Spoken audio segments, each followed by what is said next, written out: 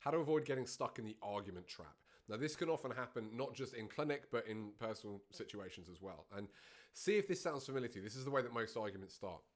You know, somebody will come and say something to you, or person A says something to person B that's, that's something like, oh, like, yeah, I felt really bad after whatever you did last time. Like, I don't want to do that again. Can we not do any adjusting? I'm not really sure that's right for me. Or, oh, you know what? Like, you didn't do the dishes again this morning, and I came downstairs, there was a complete mess in the kitchen. There's some sort of emotion, and there's some sort of, I'm sharing this with you because there's something I'm not happy about here.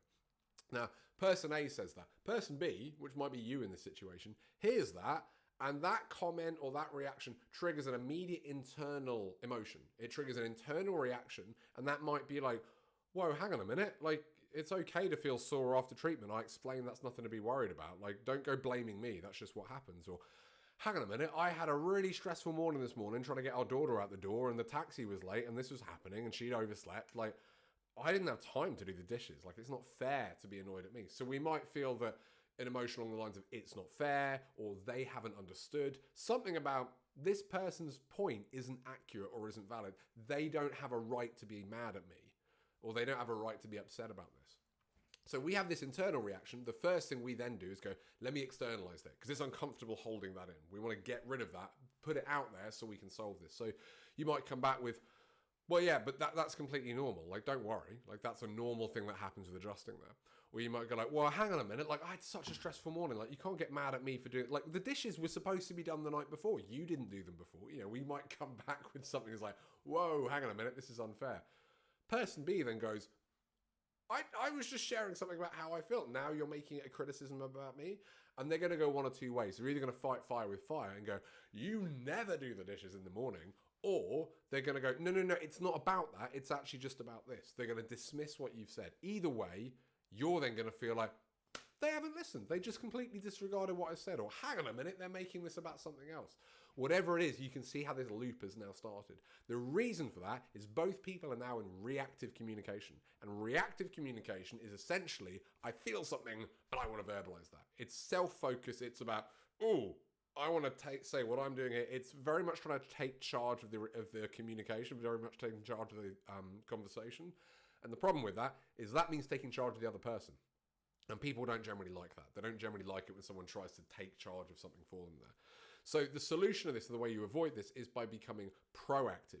And really simple way of doing this, it helps avoid so many arguments, it helps avoid so many miscommunications with patients in clinic as well, is that you don't go, I feel this, let me act on that. You pause and you go, let me just make sure I've got this right. Let me just double check things for a minute. And the easiest way to do that is you basically just repeat back what you've heard and ask if you got it right. You might go, okay, so you're feeling a bit worried because, we treated a few days ago and since then it's been really sore for a couple of days. It's only just started calming down and you were struggling to put your socks on. That's left you feeling a bit worried that, what if the treatment was actually making things worse?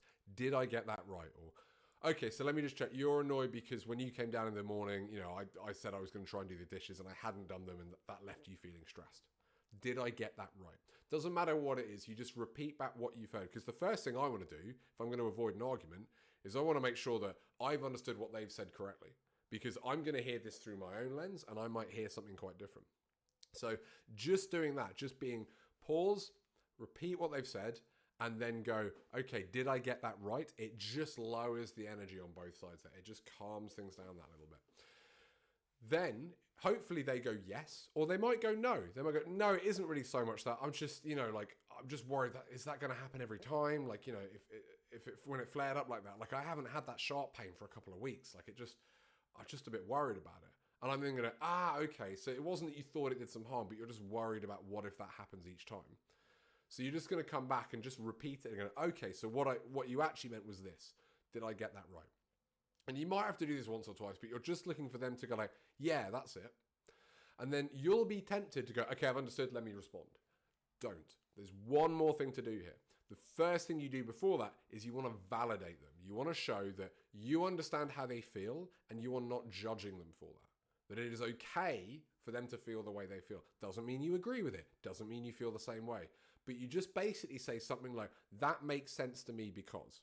So, okay, well, yeah, it makes sense that if you haven't had that shooting pain for a couple of weeks, it's going to be worrying if it suddenly comes back. Like, I understand how you'd be worried about that. Or, right, no, it makes sense to me how, when you came down in the morning and I hadn't done the dishes, you felt like I just left them for you again, or I couldn't be bothered. Like, I can see how you might feel that way, or I can see how it might look from that perspective. I understand what it looks like to you. Now, I have a totally different idea in my head of what's going on, but I don't share it yet. So step one is I just want to make sure, did I get that right? And step two is I want to validate how the person is feeling. Now, step three, I'm going to see if this is a good opportunity to respond, because sometimes there's still a bit more in this person's head. And this is the tricky bit. And I'll be honest, sometimes this is the bit I skip because I've done a good job and I go, right, good boy, Chris. I did the validation. I did the listening there. Let me jump in and respond. Don't do it. First, you want to go, okay, I have some thoughts on that. Would you mind if I shared it? Or, okay, well, the situation's a little different this morning. Would you be okay if I just explained what happened this morning? So you're basically going to go, I would like to respond. I'm going to ask your permission. Because if they say yes, they're saying, okay, I've just said yes to this person's response, which means internally they're going, well, I better listen. They've basically told you they are ready to listen, and they've told you they will listen. And that makes it much easier for them to hear what you're saying versus you just coming out with a response there. So this can happen with patients, this can happen with spouses, this can happen with family members and friends. So many times this argument loop, you can nip it in the bud.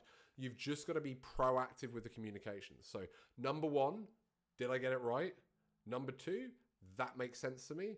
Number three, would you mind if I shared some thoughts and responses or something like that? So show you've listened, show you understand, and then just ask permission to respond. It sounds like there's a lot going on there.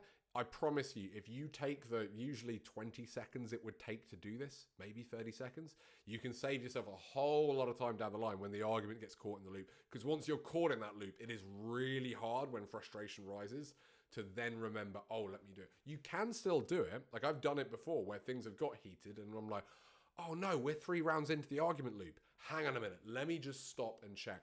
But it now takes longer because I've got to go back and check more. And we've got to take things from here down to there. And it's really hard to do once it started building up there. So the thing to practice is just get in that habit of just pick the first one. Even just check that you got things right. Doing that can prevent that argument loop. It can make things much easier and clearer with patients. It can make things much easier and clearer with colleagues, but also help avoid a lot of arguments at home. So give that a try. Listen, validate, and ask permission. And I promise you, you'll have so many less arguments in the future.